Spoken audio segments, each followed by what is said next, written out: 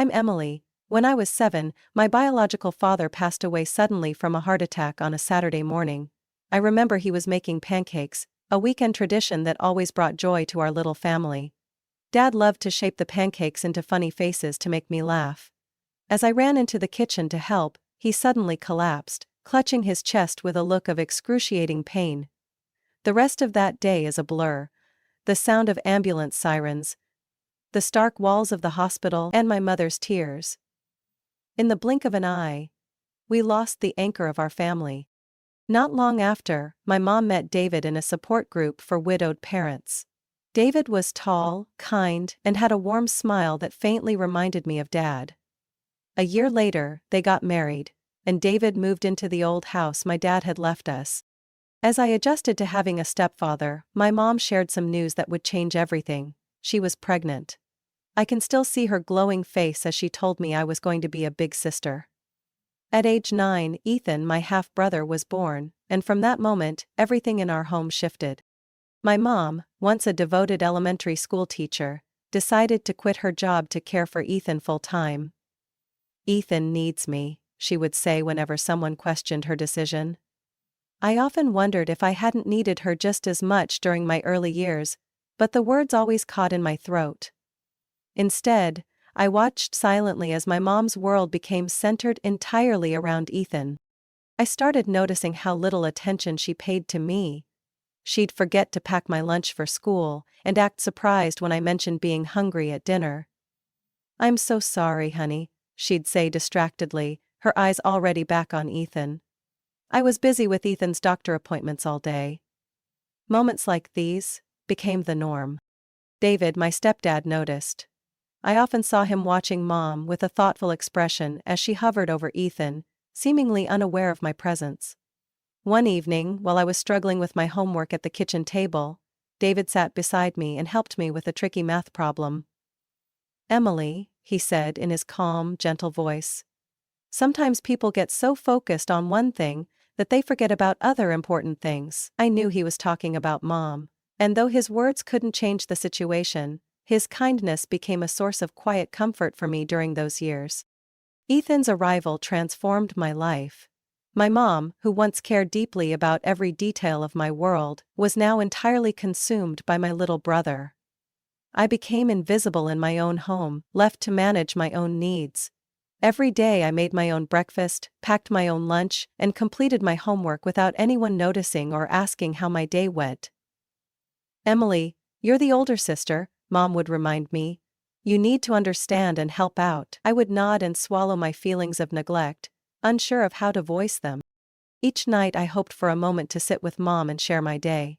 But after putting Ethan to bed, she was always too exhausted. "We'll talk tomorrow, Emily," she'd say, patting my shoulder. But tomorrow never came. Over time, my stories faded and I learned to stay silent. When I needed someone to listen, I turned to David.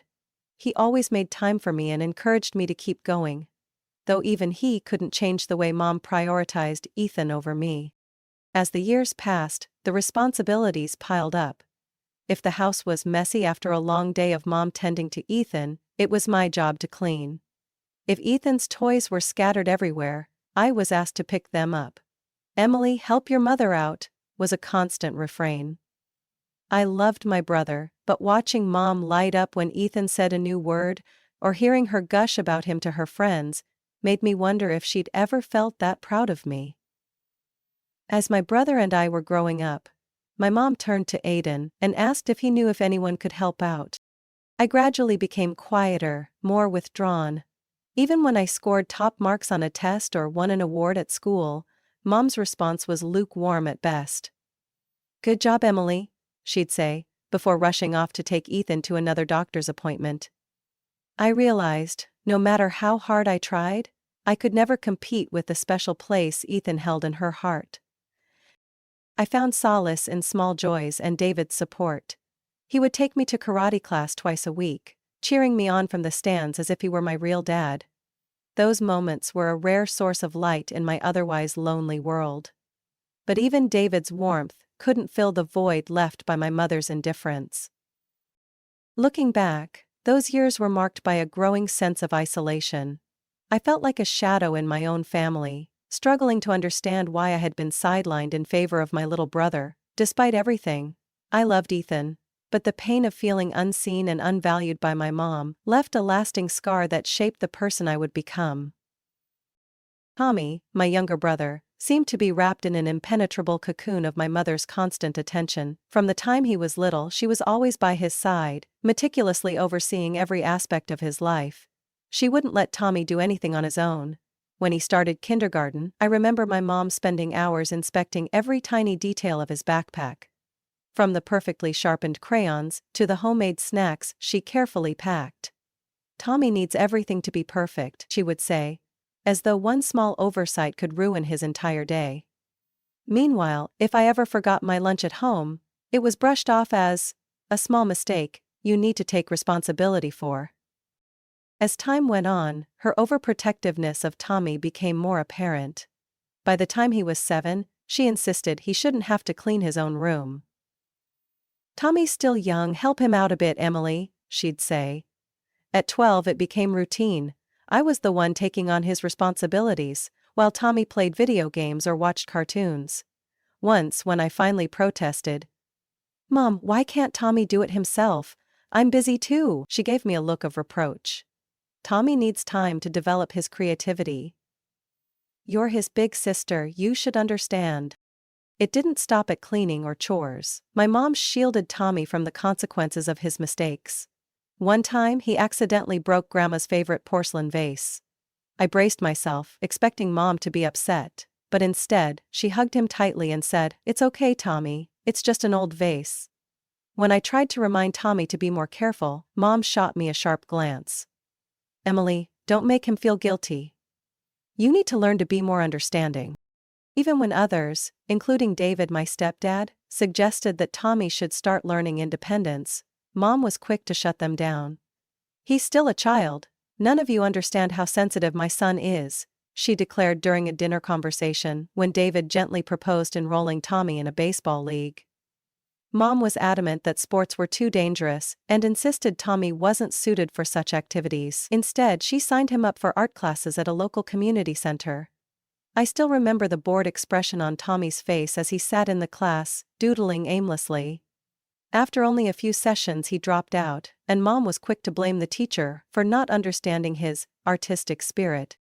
I lost count of how many times David tried to reason with her, urging her to let Tommy experience life and take on responsibilities.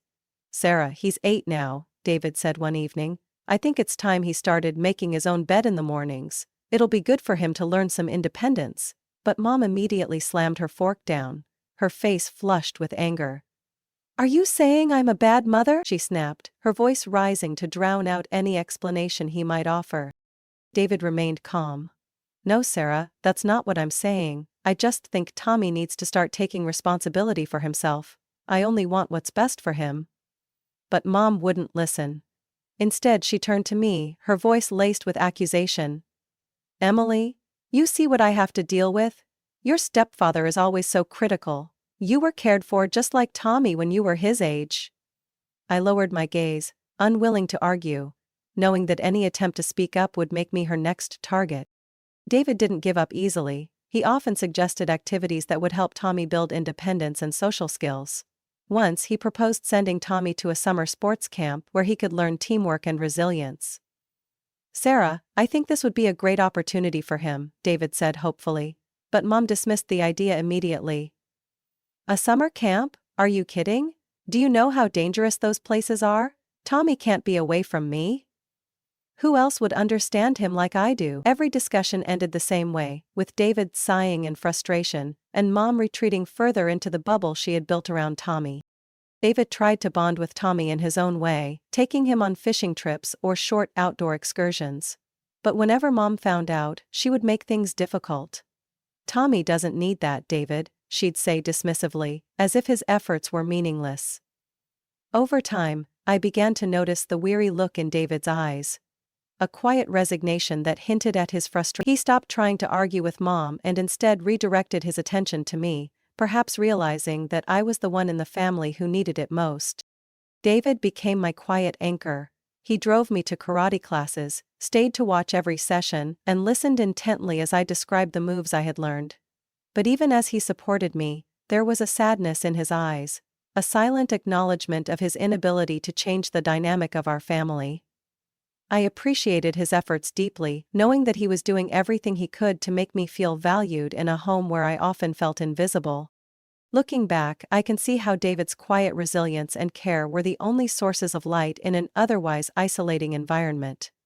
His small acts of kindness stood in stark contrast to the overwhelming attention Tommy received, and though they couldn't completely fill the void left by my mom's neglect, they reminded me that someone still saw and valued me for who I was.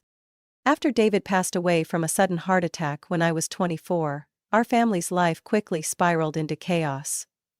My mom, who had always relied on David for both financial and emotional support, was left feeling lost and terrified at the prospect of having to shoulder all the responsibilities on her own. A few weeks after the funeral, she called me, her voice heavy with anxiety. "Emily, I don't know what to do. Without David, I can't manage. Ethan and Candy need help. You understand our family's situation, don't you?" I sat quietly in the small chair in my apartment, feeling my heart tighten as her words sank in. I knew that if I refused, she would bombard me with guilt and lectures about my duty to the family. But I also knew that taking on this burden would put significant strain on my own finances. After a long pause, I sighed softly. "How much help are you asking for, Mom?" She hesitated, then said, $1,200 a month, Emily. Just until we get back on our feet. Don't you? The amount left me speechless.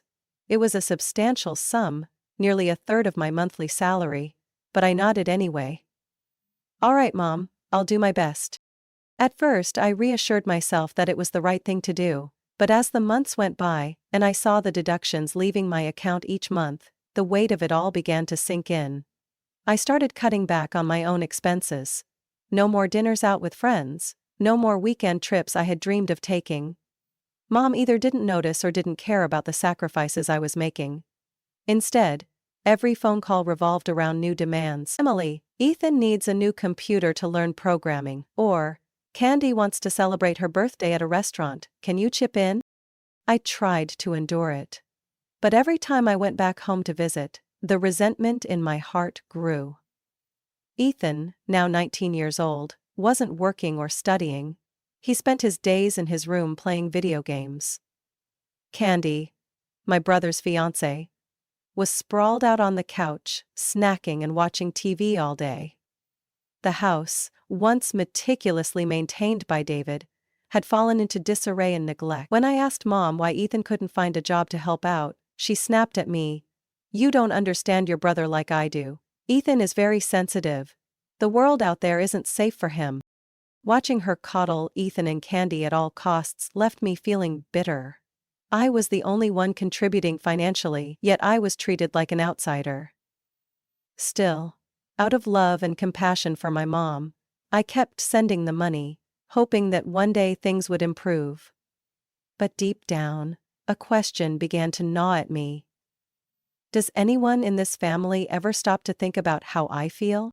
One summer afternoon, I returned home at my mother's request. She said she had something important to discuss, and I, still holding on to a faint hope that things might change, agreed to visit.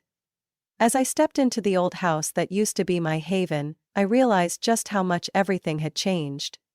Ethan was in his usual spot, glued to his computer screen, while Candy lounged on the couch, scrolling through her phone and chewing gum. My mom sat in the living room, holding a stack of papers. "Emily, I need to tell you something," she began, her tone a mix of unease and determination. I sat down, listening as she explained that she had drawn up a will, leaving the house and all the family assets to Ethan. I couldn't believe what I was hearing. "Mom, I'm the one who's been supporting you all this time. I've been paying for the electricity, the house repairs, everything. Ethan doesn't even have a job. Why would you do this?" She looked at me, her gaze colder than I had ever seen it. "Emily, Ethan needs this house. He's the son, the one who needs to inherit the family's legacy. You're already stable, you don't need as much as he does." Her words felt like a dagger to my heart.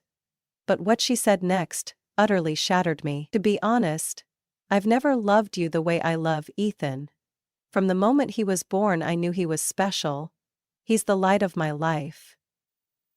And you've always been a good child, but never anything extraordinary. I sat there, frozen, a storm of pain, humiliation, and anger raging inside me. All the years I had spent helping her, the sacrifices I made with my finances, my time, and my dreams, were dismissed with that cruel admission. I stood up, looked at her, and forced myself to speak with a steady voice. Thank you for your honesty. But from now on, I won't be sending you any more money. Ethan and Candy can take care of you since they're the ones you truly care about. Her mouth opened, as if to protest, but I didn't wait to hear her reply. I walked out of the house, feeling something I hadn't felt in years. Complete freedom. On the drive home, her words echoed in my mind, each one cutting deeper than the last. But at the same time, they brought clarity. I didn't owe her or Ethan anything. The very next day, I canceled all the automatic transfers I had set up to support her. I blocked her number, along with Ethan's and Candy's. In the weeks that followed, my mom tried every way possible to reach me, through Facebook, email, even my coworkers. But I refused to respond. I was done chasing love from someone who had never valued me. Now, I devote all my time and money to building my own future. I've started looking for a small house where I can finally feel happy and free. Looking back, I have no regrets about my decision. I lost my mom a long time ago, on the day she decided to pour all her love and expectations into Ethan. But now, I've finally found myself again. After cutting off all contact with my mom and Ethan, I began to feel a sense of relief I had never experienced before. The $1,200 I used to send home each month now became the foundation of my dream. A small house I could call my own. I opened a new savings account, and every month, instead of sending money away without any gratitude in return, I deposited the full amount into this account. For the first time, I felt like I was truly in control of my life. The early days after that decision were not easy. There were nights I lay in bed, heavy with guilt, wondering if I was too cruel for leaving my mother in a difficult situation. But then I would remember her cold eyes, her cutting words that I was never special, and the painful truth that she had never truly valued me. Those memories kept me grounded, reminding me that I had made the right choice. Instead of dwelling on what I had lost, I focused on the future. I began making detailed plans for my dream home. A cozy living room, a fully equipped kitchen, and a small balcony where I could sip coffee in the mornings. I spent my weekends touring properties in the suburbs, quiet neighborhoods not too far from work, but peaceful enough to feel like a sanctuary. Through this process, I realized that saving money wasn't just about building financial security, it was about rebuilding trust in myself. I had spent too long living in the shadow of a family that dismissed all my efforts. Now, I wasn't just saving for a house, I was investing in myself. I enrolled in personal development courses, signed up for a weekend yoga class, and even treated myself to a short trip to the coast. Something I had never dared to do before. By October that year, with my savings finally reaching a significant amount, I found the perfect little house in the suburbs. It wasn't grand or luxurious, but it felt like home the moment I walked through the door. The creaky wooden floors, the small but cozy kitchen, and the backyard where I could plant flowers or simply sit and read. It all felt like a fresh start. On the day I signed the papers, I couldn't stop smiling. This house wasn't just a property. It was a symbol of the freedom and independence I had reclaimed after years of being under someone else's control. Every morning in my new home, I wake up to sunlight streaming through the curtains, and a deep sense of peace in my chest. No more guilt-ridden phone calls, no more financial burdens weighing me down. For the first time, I'm living for myself. And more than just living, I'm finally experiencing the true meaning of happiness. After cutting off all contact with my mother and Ethan, I began to feel a sense of relief I had never experienced before. The $1,200 I used to send home every month became the foundation of my dream. A small house I could finally call my own. I opened a new savings account, and instead of sending money away without ever receiving gratitude, I deposited the entire amount into that account every month. For the first time, I felt like I truly had control over my life. The first days after making that decision weren't easy. There were nights I lay in bed, heavy with guilt, wondering if I was being too cruel for leaving my mother in a difficult situation. But then I would recall her cold eyes, her harsh words telling me I was never special, and the undeniable truth that she had never truly valued me. Those memories gave me strength, reminding me that I had made the right choice. Rather than dwelling on what I had lost, I focused on the future. I began planning every detail of my dream home, a small house with a cozy living room, a fully equipped kitchen, and a little balcony where I could sip my morning coffee. On weekends, I spent time touring properties in suburban neighborhoods. Quiet, not too far from work, but far enough to provide a sense of peace. I frequently saw Jo tucking at her dog. Throughout this process, I realized that saving wasn't just about accumulating money, it was about rebuilding trust in myself. I had spent too long living in the shadow of a family that dismissed all my efforts. Now, I wasn't just saving for a house, I was investing in myself. I took skill development courses, signed up for a weekend yoga class, and even treated myself to a short trip to the beach. Something I had never dared to do before. By October of that year, when my savings had grown significantly, I found a perfect little house in the suburbs. It wasn't large or luxurious, but the moment I stepped through the door, it felt like home. The old wooden floors, the small but cozy kitchen, and the backyard where I could plant flowers or simply sit and read, it was everything I needed. The day I signed the contract, I couldn't stop smiling. This house wasn't just a piece of property. It was a symbol of the freedom and independence I had reclaimed after years of being controlled. Every morning in my new home, I wake up to sunlight streaming through the curtains, filling me with a sense of peace and freedom. There are no more guilt-ridden phone calls, no more financial burdens weighing on my shoulders. For the first time, I'm living for myself.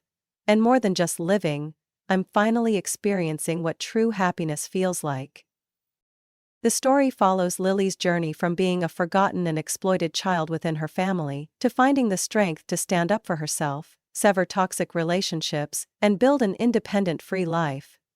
It highlights the importance of self-respect, setting boundaries, and refusing to be taken advantage of by those who do not value her.